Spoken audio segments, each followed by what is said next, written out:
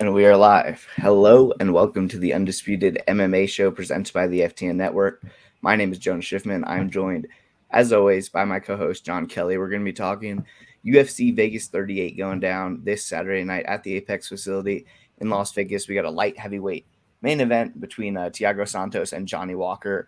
Headlining the card, we got 13 fights at the moment. Weigh-ins are underway. We're doing a little bit of a delayed taping here on Friday morning, so we're kind of in the middle of the weigh-in wave. We've had two fighters miss weight, but other than that, from what I can tell, things are kind of going according to plan there. John, my friend, fun week last week at UFC 266. Hoping to do it again this week. How are you doing, my man?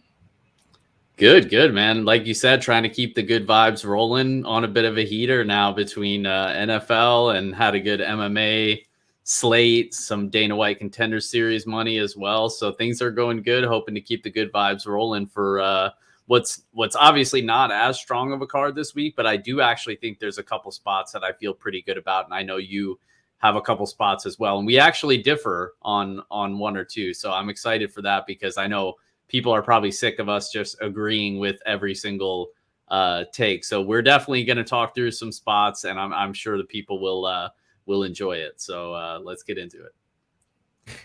Yeah, for sure. I mean, first of all, we got to talk about the NFL for a second. You've been putting out these tweets for like primetime games mostly, and they're like, Dude, do yourself don't a even bring it favor. up.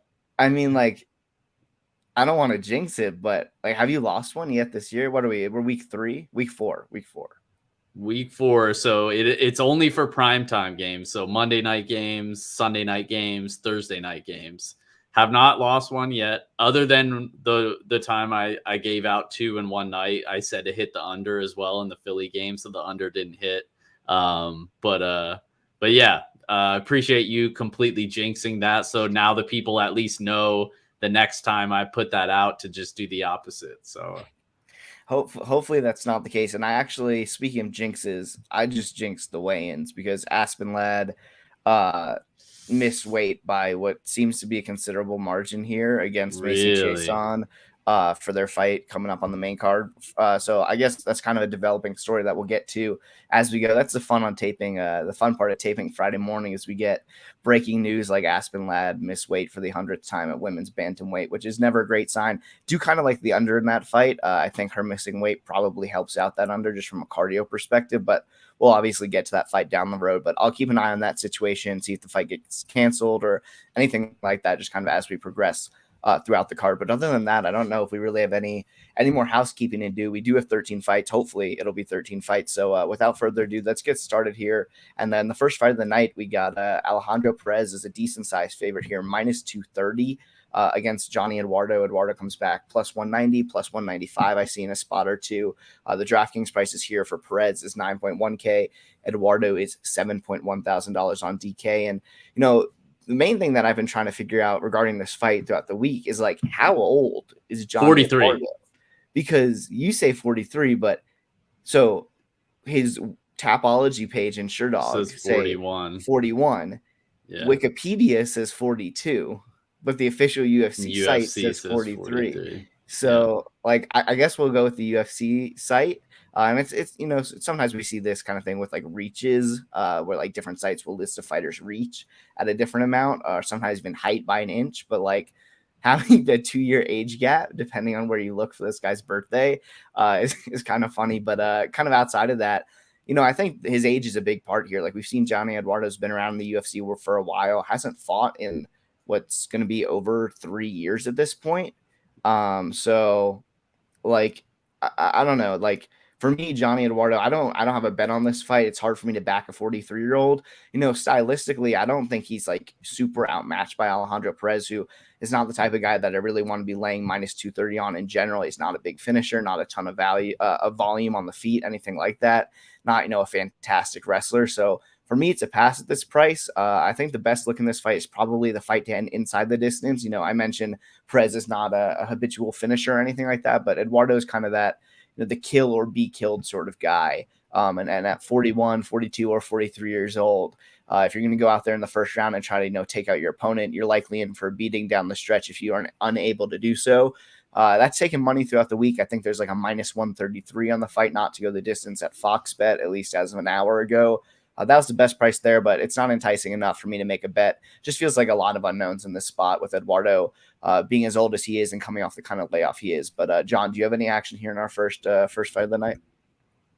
No action for me. I agree with you, though. I think the under would be the where you want to look in this spot. Perez, even he's also coming off a layoff, by the way. Like, there's question marks on both sides, but even before that, like, Perez is similar to Eduardo. Like, he's powerful, explosive, doesn't throw a ton of volume, but he has a similar fighting style in that I think both of these guys could earn a finish here. I think both of them are probably going to stand and trade, and both of them are a little bit defensively flawed as well. Eduardo more so in the grappling realm, but Perez, he rarely looks to grapple. I think he would have a grappling edge. I just don't trust him to use it. But more than likely, I think these guys are going to stand and trade. I think it's a pretty high variance fight, but I'm going to go with the younger guy who I just trust a little bit more. So I like Perez in terms of DraftKings, but should he be minus 235? I don't think so. Even though, like, there's no way I'm putting money on 43, 42, 41, however old you want to call him, 43-year-old bantamweight Johnny Eduardo, who seemingly hasn't fought for 3 years or whatever. So yeah. I say Perez knocks him out probably. Yeah, more than 3 years. But I think Perez is a decent DraftKings play. There's some options I like a little bit more than him. We'll get to a little bit further on down the card. But second fight of the night, John, is one that I know you got some action on between Stephanie Egger and Shanna Young. We got Egger currently a minus 140 favorite, and Young comes back plus 120. DraftKings prices, this is the price, the fight that is priced in the mid-range with 8.2K for Egger, and then Shanna Young at a flat $8,000. And John, I won't steal any of your thunder here. I saw a bet from you in the bet tracker, so talk to me here. You got some CLV already, but talk to me about the reasoning here behind a Stephanie Egger bet for you.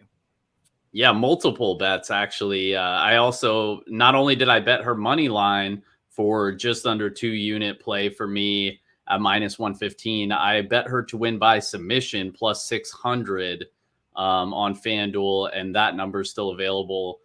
This is just a spot where I never thought Shanna Young was UFC material. Watch her on Contender Series. She was out-muscled, out-grappled by Sarah Alpar, who has been, by all accounts, embarrassed at the UFC level. And she was even landing, like, in the striking, like, she was landing on Shanna Young. And I know that's a big thing for people, is like, well, Stephanie Egger's striking is so terrible. Look, I'm not disagreeing with that whatsoever. Her striking is terrible. But I'm not even convinced that Shanna Young is the better striker here. Like, Shanna Young has just as bad striking. She's very awkward stance, very awkward striking, like, and leaves her chin super high. Like, she eats punches just as bad as Egger does. And Egger, at least, like, she's long, she's going to be bigger, like, and that's just the striking. Then you factor in she's a former judo world champion. She's a crafty submission grappler. Shanna Young is going to give up the takedowns. She gave up takedowns to Sarah Alpar, like I mentioned. She gave up 3 takedowns to Macy Chiasson. Prior to that fight, Macy Chiasson had never landed a takedown in the UFC. She's typically holding people up against the cage. She landed 3 against Shanna Young. So it's like, this is just a spot where I think the striking is ugly on both sides, probably 50-50 either way. And then you factor in the takedowns and the grappling upside for Egger. Like, why aren't more people betting Stephanie Egger? And I know why, so it's kind of a rhetorical question, but this is just a spot that I really like. And it's funny because Egger was everybody's darling in her UFC debut, and I backed Cortez by decision in that spot. And this is just like completely different matchup. And I love just being able to be on the other side of the coin now, where nobody really trusts Egger, where I think she has multiple advantages and multiple ways to win against Shanna Young here, mainly being the grappling. And I think she gets the takedowns here, and I think she threatens with the grappling. Shanna Young, aside from the fact that I don't think she's really all that talented or belongs at the UFC level, she just had a baby. She's had multiple hip surgeries over the past couple of years, hasn't really been training at all. Like, she just had a baby 3 or 4 months ago. Like, there's so many reasons why I think Egger is playable, even at the current line. So So yeah, I know that I was kind of long-winded there, but I feel pretty good about it. And maybe I'm a sicko for having like my biggest play of the night and probably my whether I profit or not on the night being tied up on Stephanie Egger, but it is what it is. We ride. Yeah, I mean, I think that is what you would call a sick pup, is putting your entire night on Stephanie Egger right there. But I respect the reasoning behind it. Real quick, just on the Aspen Ladd situation, looks like she weighed in at 151 fully clothed, and then tried to make weight, got down to 137 with like the box they bring out. But at the same time, she's like shaking on the scales. I don't know. Maybe you'll be able to find a video. I'm having some doubts that this fight happens tomorrow. I just saw a video of it, but I'll get back to this fight here. Maybe John, you can look for that, and I'll go first on the next fight as well, and you can kind of screen share it or whatever. In terms of this fight, I considered betting Stephanie Egger. John, I saw you bet her early in the week. I looked into the fight. Man, I just don't know if I can get there. Like, it's not because I respect Shayna Young or like as a super skilled fighter or anything like that. You mentioned the Fight on Contender Series to Sarah Alpar, who actually was just cut from the UFC like 1 minute ago. We've got a lot of breaking news. We might have to do more Friday shows. I mean, this is all hell is breaking loose on the pod this week on the Undisputed Show. But yeah, Sarah Alpar obviously had no success in the UFC, got cut after 2 fights, and she really dominated Shayna Young once she got her into a position on the ground where she was just kind of able to take the back and into dominant positions against Shayna Young after a semi-competitive first round or so. But when I look at Egger, it's just like, she's 33 years old. I agreed that she has a grappling advantage here, and I don't love the striking of Young. Like, I don't think Young has a massive striking advantage, but Egger's striking is just so much of a disaster. And I understand, like, the thing is about Egger is it's tough for me to see, where she's actually at, because you mentioned, like, she took a lot of money in the market prior to that Tracy Cortez fight. And props to you for getting on the Cortez train. I didn't have action on that fight, I don't think. But you just kind of bought the dip in that market. But so she got respect in her UFC debut, gets thoroughly out grappled, but that's against a really good, grappler in this weight class, and Tracy Cortez, who would likely do worse things to Shayna Young should they get in the octagon together. But at the same time, I don't necessarily know she's going to be able to get the fight to the ground. I know she has the judo background, but her wrestling is really poor if she's not able to get that. And I think she's probably at a disadvantage on the feet, although I don't think either fighter is going to like really win soundly in that area of the game. So in hindsight, at minus 115, minus 105, whatever price you're able to get into, like, I think that is obviously a good bet now in hindsight. She's moved to minus 140, even at minus 145 at some of the sharper books out there. So certainly line movement in your favor, but it's not a spot that I'm looking to get involved in necessarily this week. You don't like the 6-1 submission stat? Not even a little? Like, if I was to play the fight, I would prefer to play Egger by sub over her money line, especially at this point. Okay. So like I might play it for a half unit. I don't think it's like a crazy off line. Like, for her to look like a minus 150, 60% favorite or so, she's going to have to grapple. And the thing about Shayna Young is I don't think she's like a complete disaster. I know she had a kid, hasn't really been training so much, at least according to her Instagram. It's like mostly CrossFit stuff. The thing I will say about her is, she had some get-ups against like Macy Chiasson, who's bigger than her, stronger than her. But if you get her into like a really bad position, the way that Alpar did, she kind of just seems to like crumble and not really know what to do. So I do think that a sub is live. I would prefer to play 6-1. It's just one of those scenarios where, like, in order for Young to, or in order for Egger to look like a solid favorite, I think she has to grapple. So that's just kind of my stance on submission prop here. Should we move on to the next fight, or anything else on your girl? Egger? Yeah. I just asked because plus 600, what's that, like 15% implied? Like, I actually have the number closer to plus 400. So I actually have that as a pretty big value this week. So I just thought you might have a little bit more interest, but I was able to find a weigh-in video of Aspen Ladd, if we can show that quick. Yeah. Yeah. I see it. So there's the box. She's shaking. Can't really. So, I mean, this is rinse and repeat with Aspen Ladd. 2 years ago, that was the same thing before the Jermaine Durandamy fight that actually got her suspended from fighting in this weight class. And then for some reason, like 3 or 4 months later, they're like, oh, yeah, never mind. You're good now, which I don't even understand the reasoning behind that. But you would think with the 2-year layoff, I know she had like knee surgery or whatever, but I expected her to come in ready to make weight. And it sounds like she's in the same spot she was 2 years ago. So it's definitely concerning. Like you said, I don't know if this fight's even going to happen now, which is pretty disappointing. Yeah, well, we'll go quick when we get to that fight, unless it's officially canceled before then. Obviously not the best content in the world for our audio listeners, but if you're tuned in live, the pro to tuning in live is you're able to see stuff like this with Lad live on the scales on Friday morning. So that fight certainly seems to be, I would say, in jeopardy at the very least, just kind of based on that video. Let's move on to the third fight of the night. We got Douglas Silva de Andrade at minus 270 against Gaetano Pirrello, who's making a second UFC fight. Andrade, pretty solid favorite here, minus 270, $9.2 thousand. And Pirrello comes back plus 230, $7,000 on DraftKings. I'll go pretty quick on this fight. I don't have a massive opinion. I think Andrade should really cover this price, I think, with relative ease. I know you have a bet on the fight, John, so I'll let you do most of the breakdown. But to me, Pirrello is just kind of a bum. Like I bet Ricky Simone against him, and I know Ricky Simone is like an elite level fighter who is a stylistic matchup for him in that UFC debut on short notice. Just a really tough spot. But just going back in general, Pirrello is just kind of a brawler. Like I think he's going to need to hurt Andrade early to win. I think Andrade is a much better grappler. Not that he'll likely go to it, but I think even if it stays standing, which I expect, Andrade hits really hard.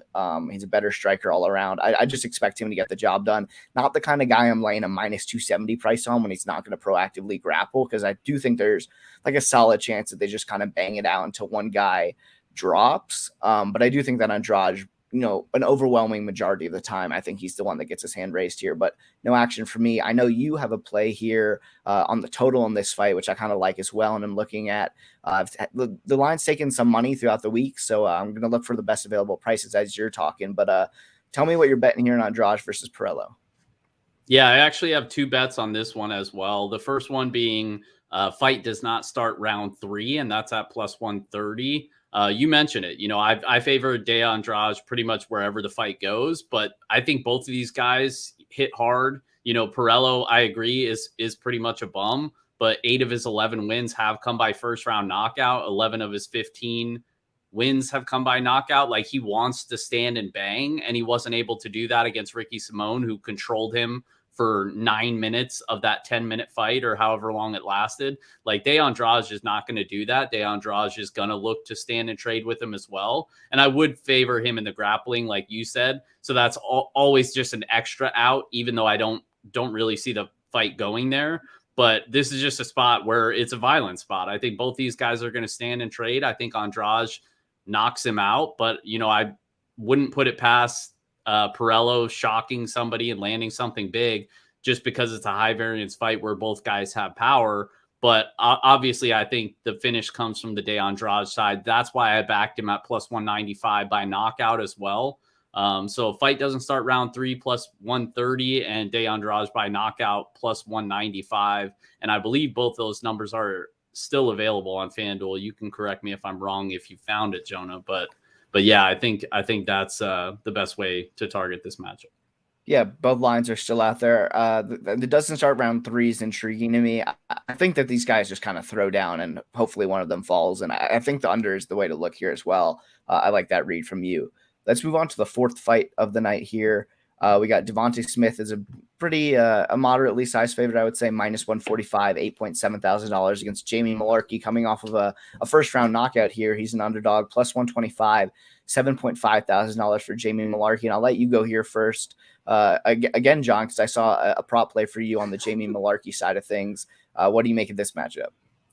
Yeah, whenever I can bet all the prelims, it's perfect for me. I get a bet on all the early prelims, and then I'm in bed right after that. So yeah, I bet Jamie Mullarkey here. This is a spot I really like, though. I considered backing Mullarkey at the money line, but I think the value was too good in the prop market in terms of Mullarkey by knockout at plus 380. That's another one. The line is still available, and that, I believe, is the best in the market. I saw some 360s out there, but FanDuel still has plus 380. But Devonte Smith, he's a good boxer, fast hands. He's powerful. He's typically more of a knockout guy as well. But the concerns I have with him are, I think he could be a little bit chinny. The chin's a little bit suspect. Both of his career losses have come by knockout. I believe they were both in the first round as well.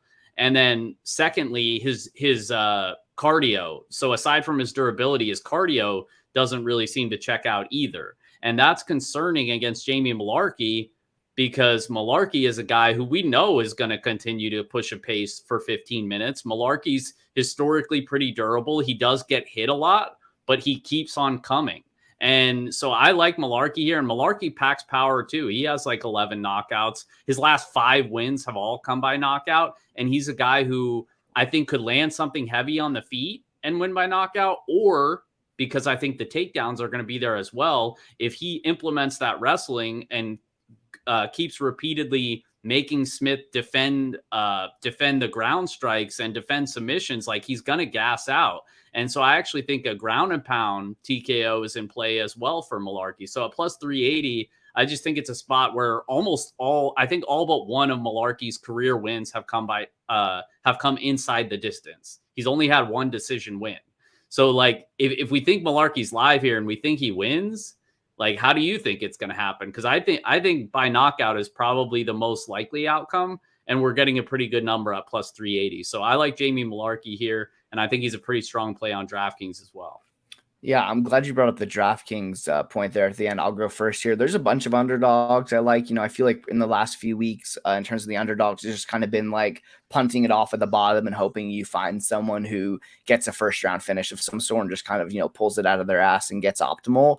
But this week, I think there's like a few underdogs in like the 7.5K range. Obviously, Johnny Walker in the main event at $7.4 thousand. But I think there's a few guys, I'll just name them right now, between 7.5 and 7.7. We got Jamie Mullarkey, Misha Cirkunov, and Kyle Dalkus. I think all of those guys are pretty live to win their fights, like close to 50% sort of live. And if they win, they're just doing stuff. All of those guys are kind of high volume fighters in terms of takedowns per 15 minutes, strike landed per minute. Like, they are all scoring pretty consistently. So that's something I really like about Jamie Mullarkey here, is as long as he's conscious against Devonte Smith, I expect him to just flat out be doing things, landing volume kind of in all aspects of the game. In terms of how I see the fight playing out, I'm a little bit intrigued with the Jamie Mullarkey line at plus 125. I do think there's a case to be made that this should be even money, or even Mullarkey is a small favorite. I do think he's kind of at an athleticism disadvantage early in the fight. I think striking disadvantage for sure in terms of the technical striking of Devonte Smith.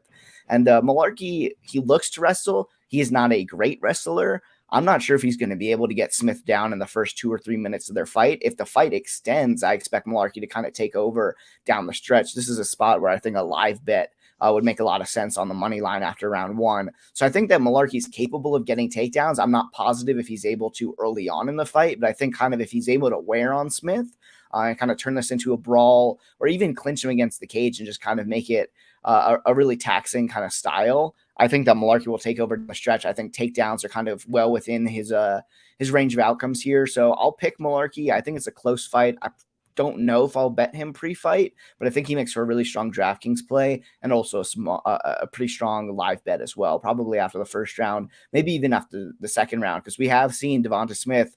I think that Devonte Smith is, for the most part, has had a pretty good career. I mean, he hasn't fought anyone great. The Julian Rosa KO is great, but it was under a minute. That's a solid win for him. For the most part, we know him from these 2 losses. He only has 2 losses, but they both kind of expose different things, right? The Kama Worthy fight kind of got one punch knockout as a pretty massive favorite there. That was, I think, the biggest upset of all of 2019 for Kama Worthy in that spot. And that's where kind of the chinny narrative comes into play. And, it's 1 punch, 4-ounce gloves. We can't make any, massive assumptions based off that, but it was concerning. And then his other losses against John Gunther, who comes in with the approach that I think Jamie Mullarkey would be smart to have this weekend, where he just kind of spammed takedowns and went right at Devonte Smith. And that clearly gassed him out, clearly slowed him down late in the fight. And then, knockout on the ground in the 3rd round of that fight.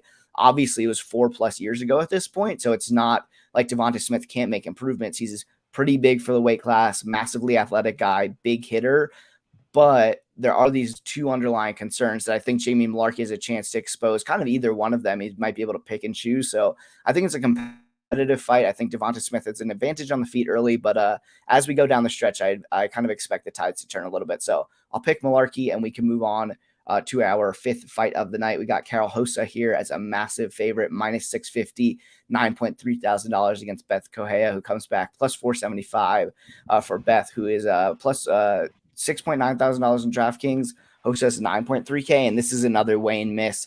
It's obviously Bethe's retirement fight. She decided she doesn't have to make weight anymore. She'll forfeit 20% of her purse tomorrow or whatever, and not worry about what it does for her future. So she came in overweight this morning. I believe the fight will still go on. You know, she looked fine. It was, I think, a 2.5 pound miss. I think she weighed in at like 138.5. If I got that right, I'll double check. That's right. But in terms of this matchup, you know, I'll go relatively quick. I think Rosa should kind of be able to dominate this fight, specifically with her pace down the stretch. This is someone who is capable of just kind of spamming strikes. In her first UFC fight, 171 significant strikes were landed. Vanessa Mello, she landed 120 significant strikes. I kind of expect Rosa to kind of come out here and dominate. Am I laying minus 650? Not really, but at the same time, I don't really see a path to victory for Bethe Correia that is like super reliable, because I don't think she has good enough wrestling to kind of test Rosa off her back or anything like that. And she doesn't necessarily have the power, I think, to hurt Karol Rosa, who we've seen kind of tough it out before in matchups and kind of go to her wrestling if she was hurt in the past or had a cut or whatever. And also her striking is just super high volume. I don't think Bethe will be able to keep up with the pace. So I'll pick Karol Rosa here. Obviously not surprising anyone. She's minus 650, but I do think this fight plays out relatively uncompetitively. Any difference in opinion from you here, John? No, I mean, no hot takes for this fight. Karol Rosa, up and coming prospect that I think we're both, relatively high on. And especially in this matchup, like, shout out to Bethe Correia, like, great career. But I mean, it's the end of the road. This is a really difficult matchup for her here. I just think, maybe she can land a decent clip in round one. But even then, I think she probably still loses round one. And then rounds 2 and 3, I think, is where she probably gets dominated. So, I mean, if you're one of the parlay guys, then sure, Karol Rosa is a pretty decent parlay anchor. But outside of that, this isn't really I'm not going to have any action on this fight. And in terms of DraftKings, I think I'd just rather play other expensive fighters than Karol Rosa, because while she does have high volume, she's probably not going to land any takedowns. I think there's better plays. Bout Better says Bethe got back. Yeah, thick thighs save lives. That's why she missed weight this morning. But yeah, shout out to Bethe, man. Great career.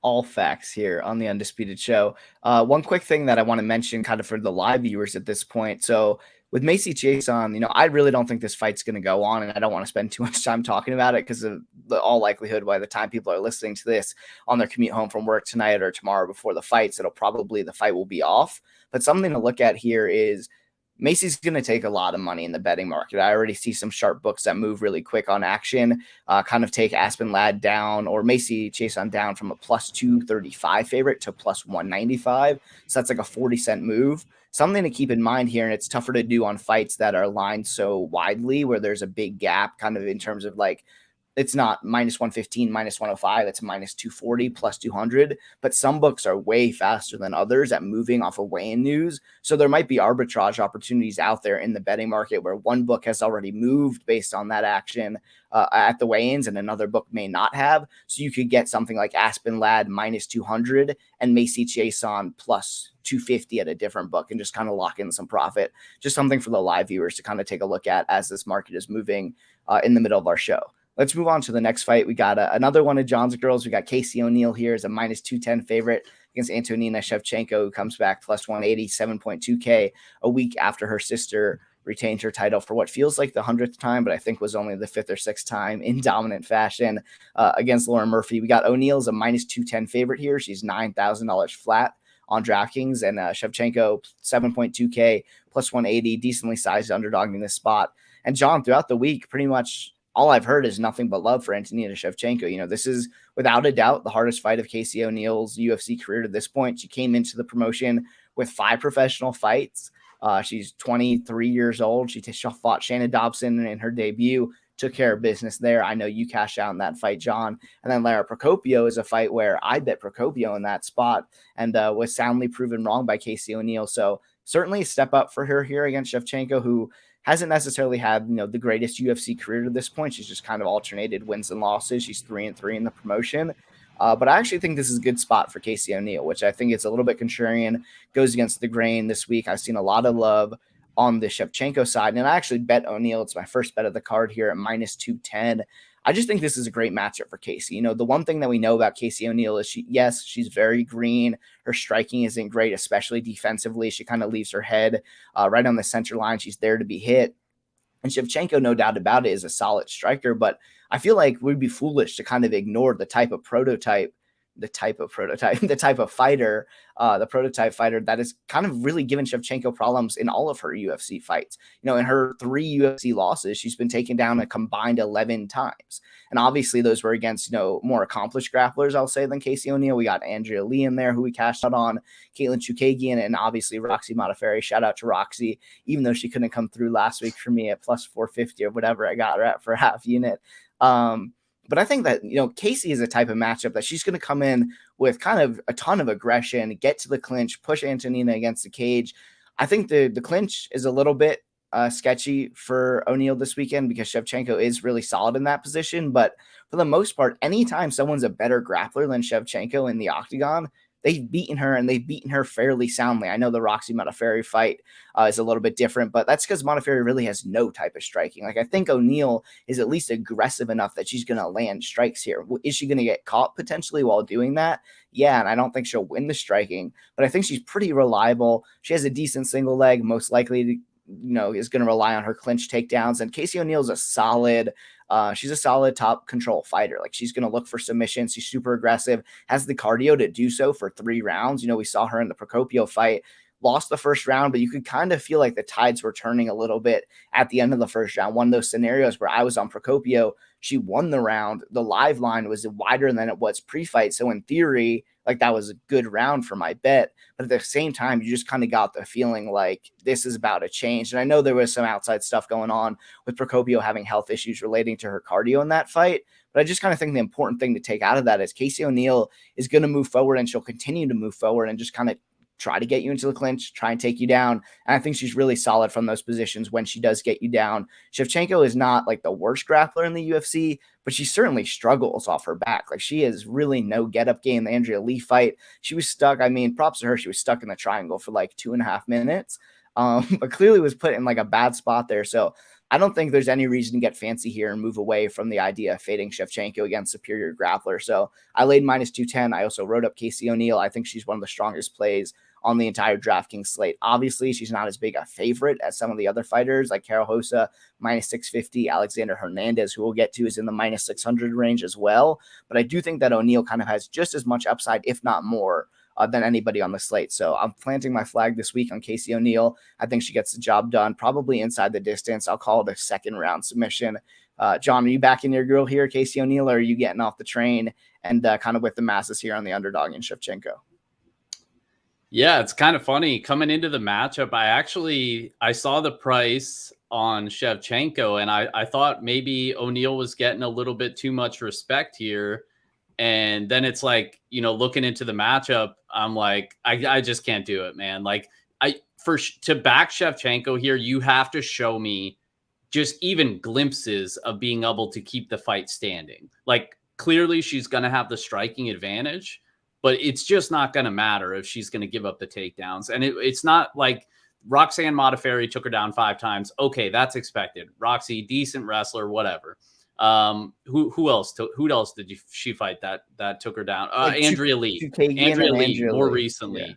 Yeah. 3 takedowns. Like you said, she was stuck in a triangle for 3.5 minutes, ended up getting subbed anyway once she transitioned to the armbar. And the most concerning one to me is the Katlyn Chookagian one. When Katlyn Chookagian takes you down 3 times and literally just Habibs you, that is a big problem. And I know, like, she came back the next fight and took down Ariana Lipski and said, "Oh, I've been working on my wrestling. I'm improved, blah, blah, blah, blah, blah."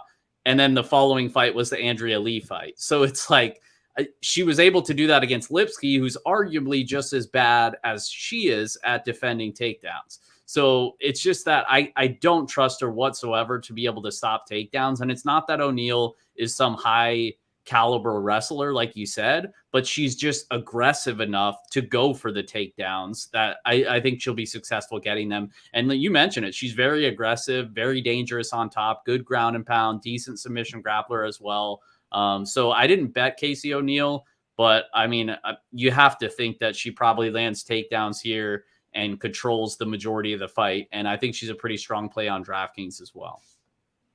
Yeah, the one thing I wanted to mention that I kind of forgot to do so in terms of the wins over Lipski and Pudilova, obviously those were great, but like this isn't some super high IQ fighter. I mean, I know she had the advantage over Lipski in that fight, kind of thoroughly dominated her on the ground, but it's not like Antonina Shevchenko goes into her fights thinking, I need to keep this on the feet, right? Like obviously if someone tries to take her down, she's not one of those fighters that kind of accepts being on her back per se. But she went and, she took down Pudilova. Those fights against Lipski, like those spent a lot of time on the ground. It has been a really long time. In fact, I don't think there's a fight looking back at it in her career. I didn't watch every single one of her fights this week. I'll admit that. But I don't think there's a single fight that Shevchenko hasn't spent like at least 3 or 4 minutes on the ground. Like every single fight hits the ground. And sometimes she fights really bad grapplers and she's better than them. But for the most part, like she just gets stuck there in every single fight, even if it's offensively taking someone down. And I hope she tries to take down Casey O'Neill. I don't think she will, but I don't necessarily think she's going to be like super urgent to keep the fight on the feet. So I think that's definitely a knock against Shevchenko. So I'm laying the chalk here with Casey O'Neill. Maybe I look stupid and everybody else is right on Saturday, but I'm just going to keep riding the Shevchenko fade against grapplers until it no longer comes through. Let's move on to a fight that I think is probably the best one on the card, at least from an entertainment / skill set point of view. We got Jared Gordon against Joe Solecki up next. Joe Solecki minus 135 favorite here, $8,300 on DraftKings against Jared Gordon, who's plus 115, 7.9K from the man from Queens, Astoria, Queens, I should say. And I kind of have another hot take on this fight. Joe Solecki is someone that we've cashed out against in the Austin Hubbard fight and the Jim Miller fight. I cashed on Joe Solecki, someone I've been high on kind of throughout his UFC career. And I don't want to necessarily get, tied down to these people who have won me money in the past, but man, there's been a lot of Jared Gordon money come in this week. And I understand it to some extent. We saw him as high as plus 135 on fight week. He's now down to plus 105. So almost even money at this point. And if Joe Solecki gets down to like minus 120, minus 115, I'm probably going to buy the dip in this market and take a shot on Joe Solecki. Stylistically, I really like both of these guys. Jared Gordon is someone who we won money on his last fight. Jared Gordon is just kind of relentless with his pace and pressure, which normally I love, and I still love in this fight. He goes to, he throws a ton of strikes. He moves forward. He mixes in the wrestling. He's a guy who more times than not, I want to be backing guys like Jared Gordon who land 5.5 strikes per minute, along with about a takedown per round. Like this is the type of guy I do like to back. We know the knock against Jared Gordon is his chin, and I don't know that Joe Solecki is a massive hitter, so I don't really think that is going to be a stylistic kind of disadvantage for him here.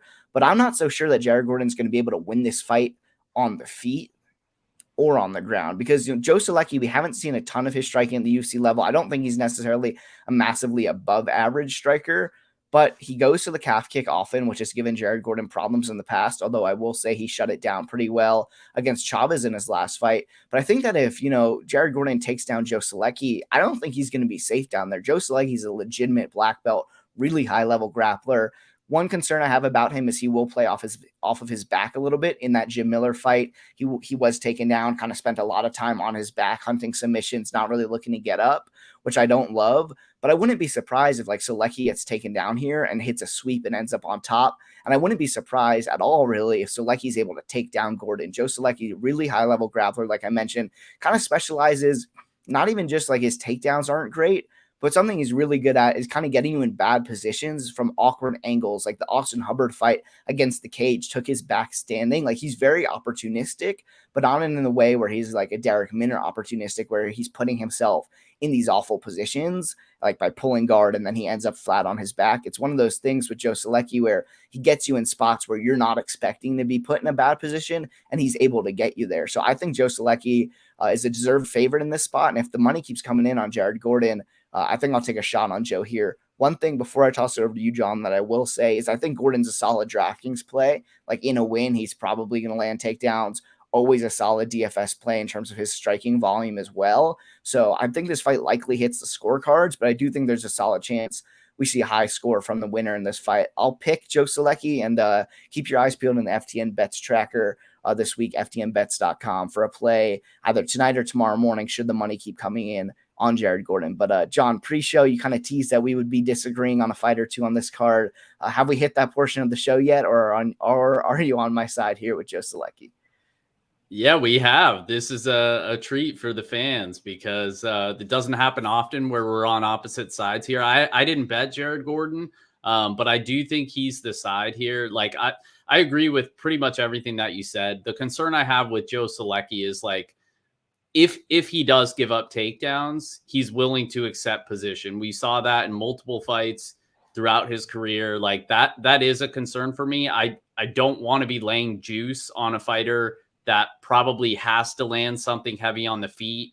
I'm not as convinced as you are that he can take down Jared Gordon. Gordon has good wrestling. He's also a brown belt under Renzo Gracie, credentialed grappler himself. So it's like if Gordon takes Solecki down and Solecki's willing to play guard off his back, I actually think Gordon stays safe there. But I mean, time will tell. We'll see if that's a bad take or not. Like, I think Solecki's a good grappler as well, but it's just like, unless Gordon just looks like shot to bits here, I don't really see how he gets subbed from bottom.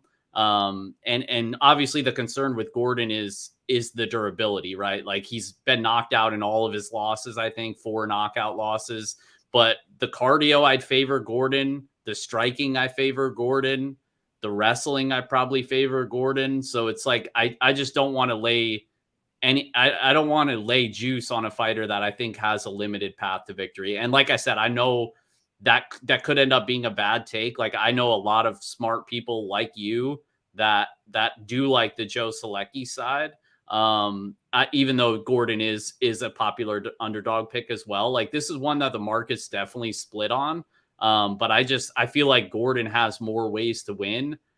Even though he did look kind of slow, I thought, in his last fight, even though he got the job done, like he did what he had to do against guys like Chris Fishgold. Who was the other dude? Amir Khani. Is that who he fought? Who was the other fight he had recently? Like recently, after Fishgold, yeah. he beat Danny Chavez last fight out. Danny Chavez, that's who it was. That's another guy who's tough to take down. He landed takedowns on him, basically broke him. Like I could just see him landing takedowns and banking control time. And that's what gives me concern with Solecki here, even though I do think Solecki is a bright young prospect. So we'll see. Like I said, I wasn't convicted enough to take a stab on Gordon when he was like plus 125. So I'm obviously not going to bet it now, but I don't know. It's enough worries for me not to back the Solecki side. To your point, I think DraftKings, I think the winner regardless is going to score well. Because Solecki could land something heavy on the feet, could knock out Gordon, could potentially sub him from bottom, like you said, even though I don't think it happens. If Solecki earns top position, that's where I think Gordon is in danger. Like Solecki's very good on top, and I think that's where he needs to be to win this fight. And so, I mean, I think Solecki has more of a chance to finish, but Gordon in a decision because of that cardio, that output, the wrestling upside, the control time, I think in a decision, he'll score well as well. Basically, the only way the winner of this fight doesn't score well is if whoever of the two is banking more control time and takedowns, if they end up losing the fight. That's basically the only way the winner of this fight doesn't score well. So I think it's going to be a pretty good target on DraftKings. Yeah, so even though we disagree on the side, I think it's kind of consensus that, depending on who you're picking here, or even if you're running 20 lineups or 150 lineups, I think it's important to kind of have exposure to both sides of this fight in the DFS world. Let's move on to our next fight, which I believe is the last fight on the prelims. We got Alex Hernandez, pretty sizable favorite here. He's minus 650 against Mike Breeden, making his UFC debut on short notice here, plus 425 for the debutant.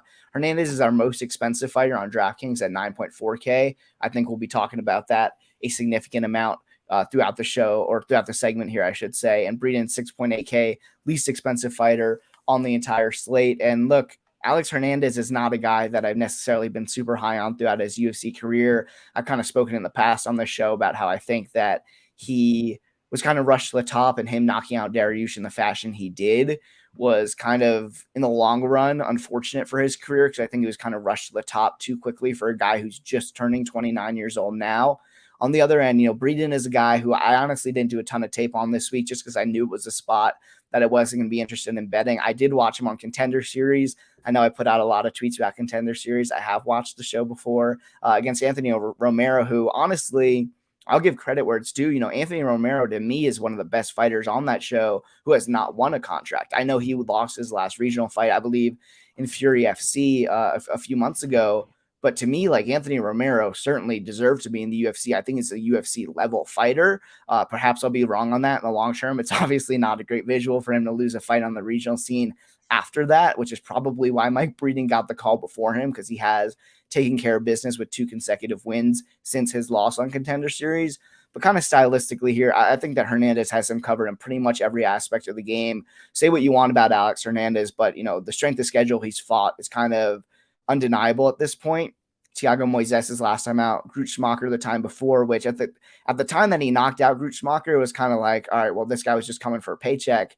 And then we saw Grutzschmacher come out and beat Rafa Garcia as like a 3-1 underdog. Still not a great win on Hernandez's resume, but he's fighting, UFC level guys, Drew Dober, Cowboy Cerrone, Francisco Trinaldo, best performance of his career against OAM, who I know is not in the UFC anymore, but still looks solid over in PFL. Like, this is just a massive step down for Alex Hernandez. So I think he gets the job done here. My question kind of in general, and John, I guess I'll preface kind of your segment with this, is like, what do you do with Alex Hernandez on DraftKings at $9,400? Because he hasn't historically been the greatest DK scorer in the world, but he's obviously a massive favorite this weekend. The fight is favored to end inside the distance at about -170. So he's clearly expected to pass this test with flying colors, but it'll likely come with a decent amount of ownership and a large portion of your salary cap as well. So kind of how are you dealing with the Alexander Hernandez situation on DraftKings at 9.4K this week?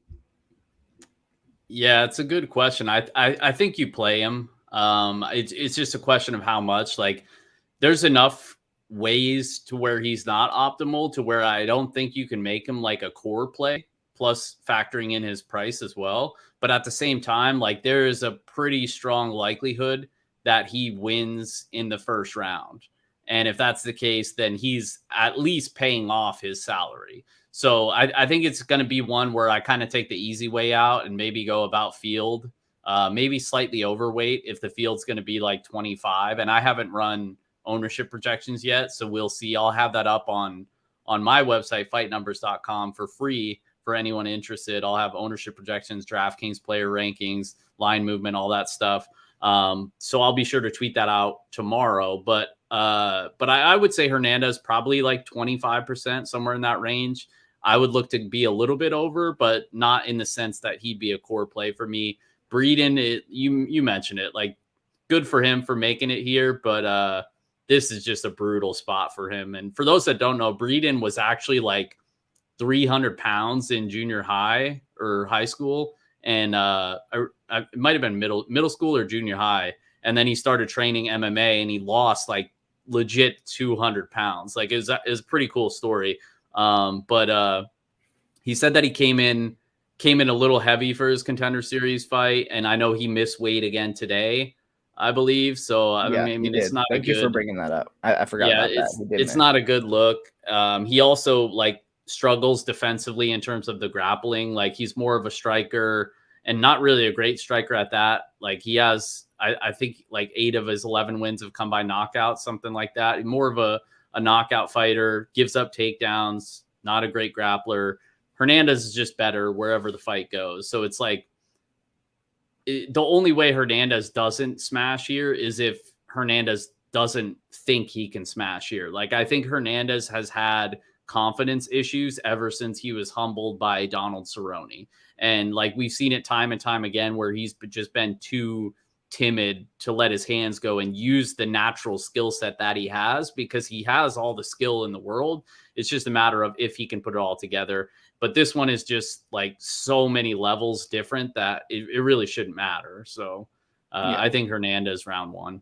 So what you're saying is he's unlikely to score 41 in a victory here like he did against Francisco Trinaldo. Yep. And he didn't even deserve 41 points in that fight for that win. But that's another story. Quick note, I do think that Hernandez's ownership will be closer to 35 to 40%, mostly because we do have an underdog. Speaking of first round finishes, like Johnny Walker, 7.4K. A lot of people are excited about him as a prospect. He literally has won every UFC. All of his UFC wins have come inside the first round, which makes it really, enticing to pay down for him and get up to Alex Hernandez. I know you put a lot of work into your stuff at Fight Numbers, obviously more than I just did in the 3 minutes that I just kind of looked around the industry. So hopefully people will be able to take a look at your ownership projections kind of tonight, tomorrow morning, and get a real sense once you put a little work in and figure out kind of the ownership projections across the board, but especially for Alex Hernandez, because I do think he's an interesting conversation. Likely a fighter I'm underweight on, although it's not a great fade. But I think Casey O'Neill, I was going to say Aspen Ladd, Thiago Santos for sure. I think I'll have more upside or similar upside to Alex Hernandez for a little bit cheaper, but that's a conversation we can have towards the end of the show as well. Let's move on to the main card here, and this is the fight we have mentioned for anyone that skipped to this portion of the fight. Aspen Ladd missed weight this morning. I believe 137.5 was the official weight, but it did not come without controversy. She looked pretty troubling on the scales, shaking in the weigh-ins, she came to weigh in fully clothed, knowing she was not going to be able to hit the 135 limit. So we're unsure if this fight will go on tomorrow, so we'll keep it quick. Ladd is a considerable favorite, at least she was before the start of the show at minus 275, Chiasson plus 235. That line's moved about 30 to 40 cents, depending on where you look, since we started taping about 50 minutes ago. And look, I was going to bet Aspen Ladd in this spot, honestly, at minus 213 earlier in the week. I ended up passing just because I thought it would be a little bit sketchy if she wasn't able to get this fight to the ground. And sometimes in women's MMA, we have those takedowns that are more clinch and fence oriented as opposed to like a power double leg or, a nice single leg shot. And I do think that Macy Chiasson, if she does have one skill that I think is above average, it's her clinch offense. She, really big for the weight class, has solid knees as well. But when it comes down to it, like I think these are kind of similar fighters in the sense that they're mostly power based. Chiasson obviously more of a striker, Ladd is more of a grappler, but I feel like their best skill is being decently big and strong for the weight class. And I just think Ladd is slightly better at it, if that makes sense. So I'll pick Ladd here. The weigh-ins kind of cloud things a little bit. There's no way I would lay a minus 200 number at this point.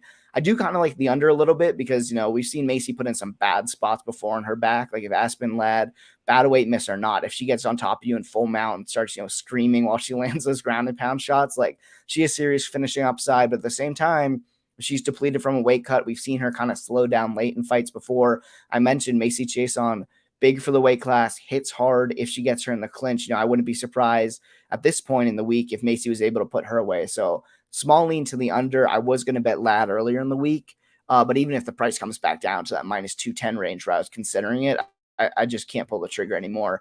Not a huge Wayne reaction guy, but what we saw this morning is certainly enough to push me away from backing Aspen Ladd in this situation. John, any thoughts for you here? Yeah, I saw in the comments someone said she made weight. Oh, never mind. Enough or close enough for the fight to continue. Yeah, I was going to say, I don't think she actually made weight. 137 was what I saw. So, yeah. But yeah, I mean, if that's the case, the fight should still go on, but you never know when there's complications like that, especially with the history she has, where she was shaking like crazy. Yeah. For the Jermaine Durandamy, then got knocked out instantly. There was a lot of blowback saying that fight should have never been sanctioned. And this is, she's also, it's the same weight class she's previously been suspended for not being able to healthily make weight. So I think she just needs to move up. Like, I don't get what this fight doesn't happen, in my opinion. If I had to price it right now, I'd say like 75% chance it doesn't happen. I have a hard time seeing it get sanctioned. I think I'm a little more optimistic, but probably slightly lean it doesn't happen. Just with Ladd's history. So I'm not going to spend too much time on it. I think you had a great breakdown regardless. Chiasson is just a lot bigger, but I'm not even sure she's stronger here. Ladd should land takedowns here. She's very aggressive on top, better striker, better cardio. She would have been a good play on DraftKings and still will be if the fight goes on. But we'll see. And Chiasson, I really don't have much interest here. Chiasson's whole game plan, her whole style as a fighter is just not conducive to DraftKings points. Like, I guess you're getting control time when she like cage pushes you and holds you up against the fence a little bit, but she doesn't really land takedowns outside of that Shayna Young fight, like we mentioned earlier. Yeah, I would play Ladd here in terms of DraftKings if the fight goes on. She's one of the better plays, but again, we'll have to wait and see if this fight even happens. Yeah, I agree. All right. Well, speaking of drafting fighters who have a style that is not necessarily conducive to a lot of fantasy points, we got Krzysztof Jotko as a favorite in our next fight, minus 145 for him, 8.6K on DraftKings against Misha Cirkunov, who his fights have been DraftKings gold on the other end. He's plus 125, 7.6K. And I kind of, gave away my thoughts on the matchup here just in the introduction. I think this is a super interesting matchup just from the idea that these fighters really could not be more opposite in the way that they approach fights. We've got Jotko as a favorite here, which I think makes sense. I would line him as a favorite as well. But this is a guy who I think he's been to 4 straight decisions. Almost all his fights get into the later rounds. He's very much like a cage pushy, but also distance point fighter where he's just looking to touch you. And then we got Misha Cirkunov, who's like the definition of a kill or be killed fighter. I should have this written down, but I don't. I mean, he has not left the first round in a significantly long. 2016 was the last time that he had a fight that left the first round. I believe it's 7 consecutive fights that have ended inside the first round within the UFC for Misha Cirkunov. He's just one of those guys where at 205 pounds, he comes for your throat and he's looking to get you in one of those chokes usually from the front headlock position, but he's a pretty good grappler in general, looking to get you in a choke. And if he can't get it, I mean, I don't want to say the guy's a quitter, but he's certainly not like if he gets in a bad spot, he's not the type of guy that's going to be like grabbing a single leg with all of his might, trying to get the fight to continue. Like he knows that he has a few minutes to win the fight, goes after it, goes hard after it. But if he can't get the early finish, he's usually getting finished. In fact, he's gotten finished in all 4 of his UFC losses, all in the first round, all via knockout, including his last fight against Ryan Spann. So, and then it's just like complex kind of how they have a completely opposite styles here. I will pick Jotko, although I will say, I know I've said throughout the show that I'm not a big weigh-ins guy. Cirkunov is cutting down to 185 for what I believe is the first time.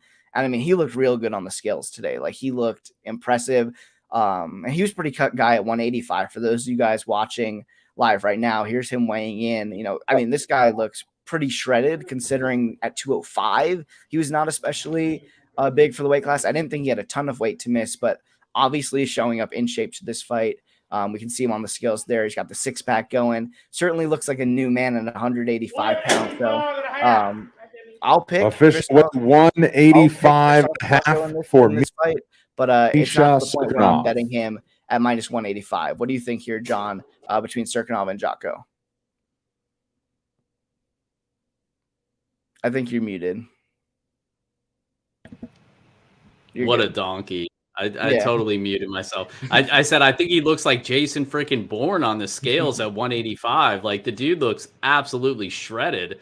We'll see if that translates. The problem with Cirkunov has never been his skill set. It's always been his durability. Like his fighting style, he's a very good submission grappler. We know if he's gonna land takedowns, like if he gets the fight to the ground, you're gonna be in trouble. Even Krzysztof Jotko, who is a brown belt, decent grappler himself, but the problem has always been Cirkunov's durability. Like he's been knocked out four times? Is it more than 4 now? Like I don't even remember at this point. You're muted. This is like the donkey podcast right here. He's been knocked out 4 times in the UFC. His other 2 losses are by finish as well, but submissions. But yeah, he's been knocked out in, at this point, 4 of his last 6 fights. Yeah. And that's the problem is like, he's going to go for it. But if he gets clipped on the feet, like I have no trust that he can recover. Jotko, I know he doesn't throw a ton of volume. He's known more as a boring fighter, but he still does have power. Like it is still a concern for me. It's just so hard to quantify it because moving down a weight class, there's a narrative like, well, maybe at 185, his chin will hold up better than 205. And that's possible. We just don't know. So in terms of the money line, I think it's a pass. I'd rather take a wait and see approach. And even in the prop market, there wasn't really anything that caught my eye. Even Jotko by knockout, I don't think we're getting a great number. just because the books are privy to Cirkunov's durability issues. So, yeah, I mean, in terms of the matchup, I think it's probably going to be Jotko, I guess. He has more ways to win. Like, he could win by knockout. He can win by decision if Cirkunov doesn't get knocked out. Cirkunov pretty much just has to land takedowns and grapple. And those are both two hard things to do against Jotko. Good defensive wrestler, good defensive grappler. I don't think it's a great matchup for him. But like I said, he looked great on the scales. So shout out to him. Congrats on the sex with his wife. And we can move on. Yeah, let's move on to the featured bout of the night. And kind of speaking of volatile outcomes here, we got Alex Oliveira against Nico Price in our featured bout of the evening. Price is currently a minus 185 favorite. He's $8.4 thousand on DK. Oliveira is plus 160, 7.8K. I put in one of the group chats we're in together this week, John. Like, MMA is a volatile sport in general. And this is like a 99.9th percentile volatile fight within MMA. I mean, there's just no way you could get me to bet the money line on either Nico Price or Alex Oliveira. With Nico Price, at least we know what we're getting every time out with Nico Price, which is an absolute wild man who is going to eat punches with his face while trying to land them back on you, not likely to offensively grapple. He has kind of looked to, grind out opponents a little bit before, but for the most part, like, he's looking to just brawl with you straight up. And with Alex Oliveira, I say we don't know what's coming because sometimes this guy looks totally untouchable and like a truly elite fighter. And other times he comes in there and he just looks like he's collecting a paycheck. He doesn't want to be there anymore. Obviously, a ton of UFC experience kind of for both guys at this point, but super volatile fight. I'll pick Nico Price. You will never catch me laying chalk at minus 180 on the hybrid, though. I will say that. I think the way, if I had to, make a bet on this fight, would be the under. But at this point, like under 2.5, I see fight doesn't go the distance, minus 220. Like, I wouldn't even bet that. I just think that there's a solid chance we get a brawl here, whether or not we see a finish. I think it's likely we get a finish, but maybe not to the point where I'm betting an under. But yeah, should be violent, should be fun, should hopefully lead to some solid Draftkings scores here in a brawl between these two guys. John, do you have a bet on our featured bout of the night? I don't. Early in the week, I considered playing the under. I was actually really close to pulling the trigger. Actually, not the under. On FanDuel, it was fight doesn't start round 2, I think was the one I was close to playing. I can't remember the exact number, but I think that you would think that's the way to target this with Alex Oliveira not looking great. Like you said, his last few times out, been submitted in the first round, just kind of gave up, didn't look good whatsoever. Price is always looking for the finish. Like, even if that puts himself in danger, like, he's looking to finish the fights. And it's just a spot where I could see them trying to, I could see Price trying to finish the fight, but maybe it turns into like this sloppy back and forth decision where Oliveira all of a sudden came ready to fight, like how he used to come ready to fight. But it's just one of those things where I think there's so many questions on the Oliveira side to where I just don't know what version of him we're going to get. I do still favor Price. I think Price wins. I think Price probably gets a finish here, but it's not confident enough for me to play anything in the prop market. Like I said, gun to my head, if I had to make a play here, it would be on the under. It would probably be that the fight ends in round 1, but we'll just have to see what style of Oliveira shows up this week. Yeah, it's interesting. I actually just scoured the market. I think that the best price on the under you could find is like doesn't start round 3 on FanDuel is minus 110. That's a pretty solid number in my opinion. It's weird because Nico Price, I believe in his first 18 fights saw the third round literally one time in his career, but he's seen the third round 3 consecutive times now in his last 3 fights. And I don't want to put too much stock into it because it's not like he didn't go to war with Michel Pereira or Cowboy Cerrone. And obviously he was stopped in the third round by Luque, and that was a crazy war. So I don't think it's like Nico Price changed his fight style, so now he's kind of going deeper into fights. I kind of think it's just variance that he's gone into the third round, 3 consecutive times. I'm going to pass on the fight. This is one where I'm pretty solidly set on just watching it as a fan. No need to get involved in the betting market, but hopefully Alex Oliveira shows up and it's a competitive fight, a fun, violent fight come Saturday night. Let's move on to the co-main event of the evening, where we got Kevin Holland lined as a -175, -165 in some places now, favorite, $8,500 on DK against Kyle Daukaus, +150, 7.7K for Daukaus, who is the second sibling whose sibling won last week at UFC 266 with his older brother Chris getting the KO win last week against Shamil on the UFC 266 undercard. I like Kyle in this spot as a dog. I think he gets the job done here. Kevin Holland, it's kind of a similar situation to the Shevchenko fight, which I just kind of alluded to, where until Kevin Holland shows me that he's not going to lose to people who are trying to proactively grapple with him, I'm going to keep betting them, especially as an underdog. Kyle Daukaus, someone who let me down his last time out. I lost a pretty sizable bet on him against Phil Hawes, where I just figured that he would be able to wear out Phil Hawes, tax his cardio, go to the grappling. And in reality, it was kind of Daukaus who slowed down throughout the fight, took a lot of damage to the body, didn't look good late on in that fight, and was kind of dominated in the wrestling, which I was not expecting. But this is a guy who we know is going to go to the grappling. Like, that's his main skill set normally. And if you were watching a Kevin Holland fight recently and your first thought is not, oh, I got to take this guy down, then I just don't know what you're watching at this point. Like, Kevin Holland, it's not only the obvious 2 losses to Marvin Vettori and Derek Brunson, but even kind of before that, I bet Brunson in that spot is a nice underdog because the writing was on the wall. Like the Darren Stewart fight, we saw Kevin Holland take it down 3 times. And yeah, he was able to get up in that fight. The Jacare Souza fight, obviously a highlight reel knockout off his back, where I actually bet Souza in that fight. I bet Holland in that fight. But in hindsight, I'm not even sure that was a great bet, despite the fact that he won in under 2 minutes. Like, he was put on his back so fast. And if he doesn't hit like a hammer fist from the bottom KO against Jacare, he probably would have been stuck there for a while. On the other hand, like, Jacare lost via armbar his next time out, so maybe he was just completely washed. But regardless, we don't need to talk about that fight. We're talking about this fight. I just think if you have someone at +145, +150 who's going to proactively go grapple against Kevin Holland, you just say thank you and take that. And more times than not, you win and you make money long-term in this spot. So I'll take Daukaus here. I think he gets the job done. I wouldn't be surprised. I've seen submission props like 7-1. I know Vettori is a solid submission artist. But like, this ain't Derek Brunson on top of you. I know Brunson submitted, Darren Till, but those guys are primarily, like top control wrestlers. Like, man, Kyle Daukaus is a legitimate black belt. I think he has a solid chance to win by submission here. Kevin Holland apparently has been working on his wrestling a lot. I don't really factor that in.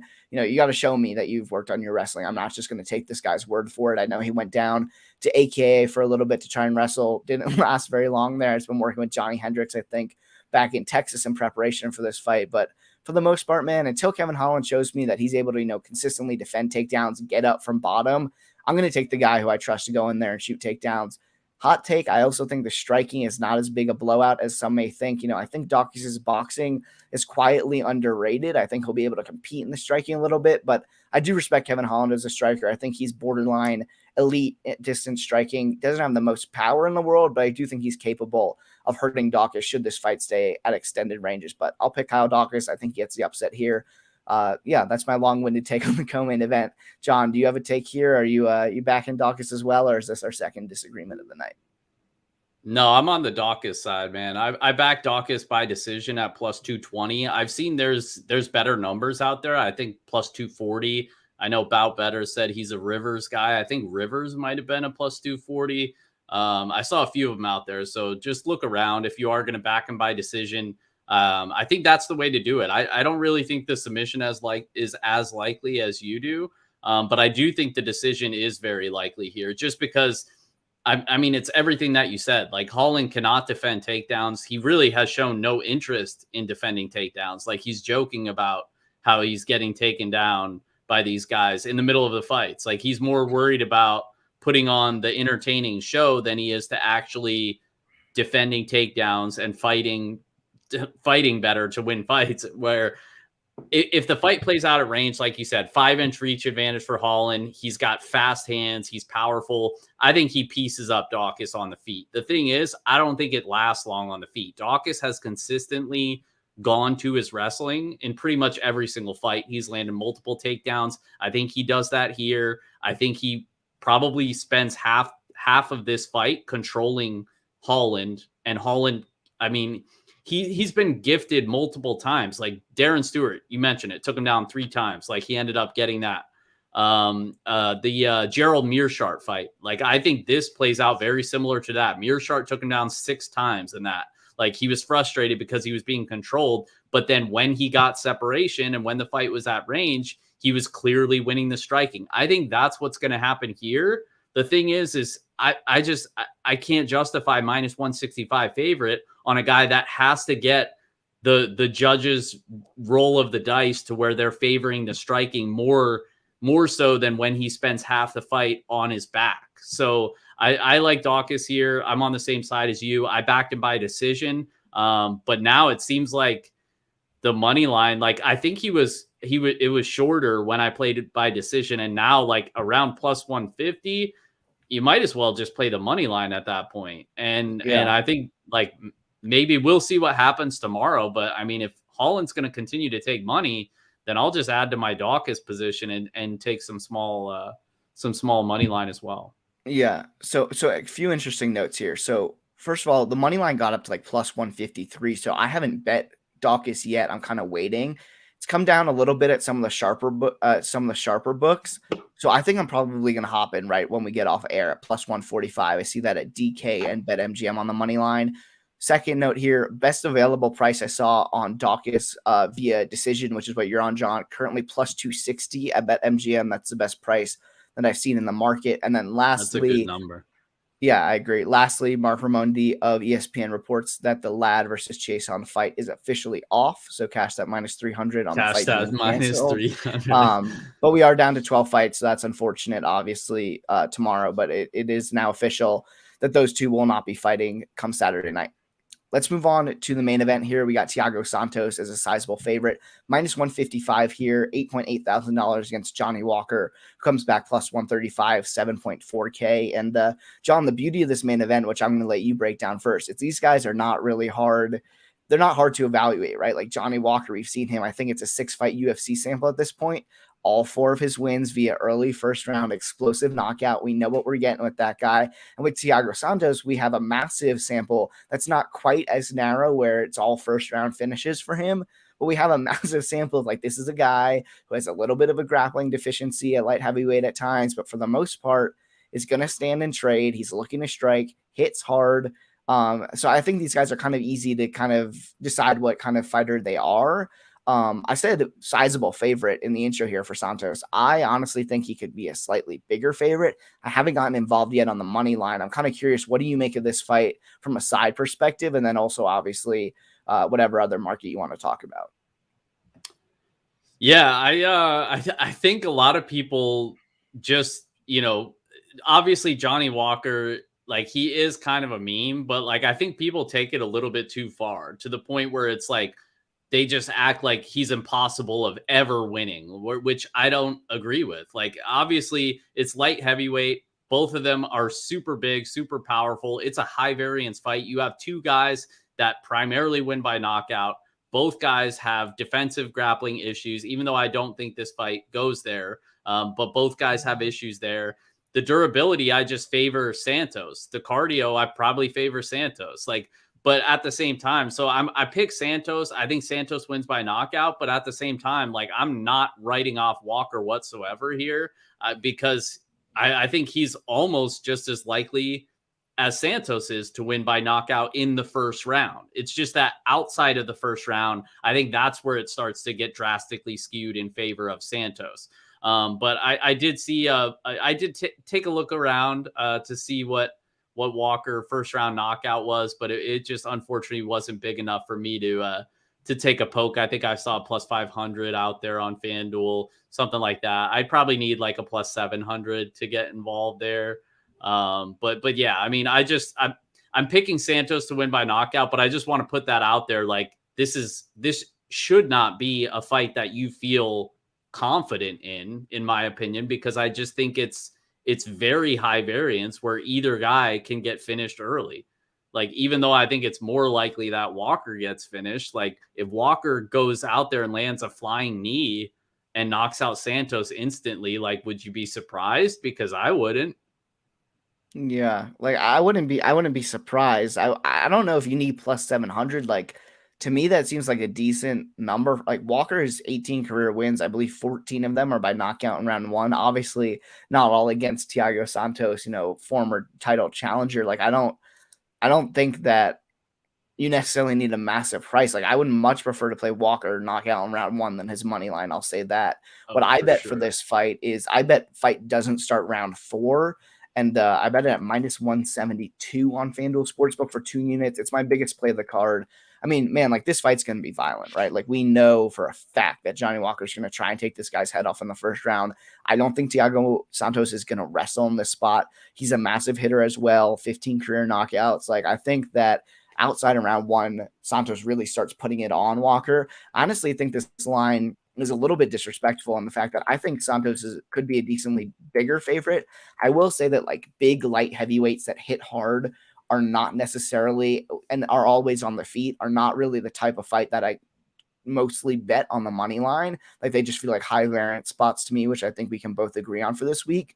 But the last time I felt this way, and maybe this is recency bias, is I kind of thought to myself, Anthony Smith should really destroy Ryan Spann this weekend. But then another part of me was like, well, he's not going to grapple most likely, and they're just going to stand, and they both hit hard. But Anthony Smith, taught that guy a lesson in the octagon, and I had immediate regrets. And hindsight is 2020, but I really regret not betting Anthony Smith in that spot. I don't think it's quite the same here because I do think that Walker's a more explosive version of Ryan Spann. I know that Spann beat him last time out, but like Walker knocked him down twice in the first 2 minutes of that fight. So, like, I mean, Spann knocked him down. Walker, I think his durability is, like, really suspect, man. I know he's only been knocked out once in the UFC, but was knocked down twice against Spann. On the regional scene, there's these videos of him where, I mean, you can go back and just look up, like, Johnny Walker getting knocked out on Google. And this guy's got knocked out, like, 3 or 4 times in one fight. Some of the worst refereeing I've ever seen over in some of those Brazilian shows where, I mean, they just let this guy really go out, like, 3 times separately. So I've got some serious concerns about Johnny Walker's durability. I think he's live, explosive guy for a first-round finish, but I think Thiago Santos more than likely knocks him out within the first 3 rounds. So I'm on the under 3 rounds or under 4, I suppose. Does not start round 4, minus 172 for 2 units. That's my bet here. And I'll bet Thiago Santos. I don't think I will bet him unless the line gets like a minus 135, minus 140. Then I might have to have a poke for a unit. But yeah, that's my action on the main event here. John, we did it. We went through 12, and I'll call it 12 and a half fights as we had one canceled in the middle of the show this week for UFC Vegas 38 going down on Saturday night. If you have anything to add about the main event, any of the other fights we talked about, feel free to do so. And if not, take us out of here, my man. Yeah, the last thing I was going to add was because we didn't really touch on DraftKings for that main event. Like, I think Santos is going to be significantly more owned than Johnny Walker. So that's where I'm probably just look to get overweight to Walker and root for Walker. I think that that's just the way to play it, in my opinion. But obviously the winner of that fight is going to score well, most likely going to be optimal. But Walker, as the cheaper fighter, lesser owned, he'd be my preferred play in large field tournaments. But yeah, you mentioned it. That's it for us, guys. Do me a favor, hit that like button if you didn't already. Subscribe to my channel. I definitely appreciate it. Also, our iTunes, our podcast is growing across all, wherever you listen to podcasts, iTunes, Google Play, Stitcher, Spotify, yada, yada, yada. Go ahead and download that. Leave a review. We appreciate that. Trying to grow all of our stuff, get it out there on more channels. We definitely appreciate it. And as always, guys, you can find our stuff at ftndaily.com, completely free, and ftnbets.com, completely free as well, including all of our bets that we talked about on this show is up on the bet tracker at ftnbets.com. We definitely appreciate it, guys. I'm John Kelly. That's Jonas Shiffman. This is the Undisputed MMA show presented by the FTN Network, saying goodbye, good luck, and we will see you guys next time.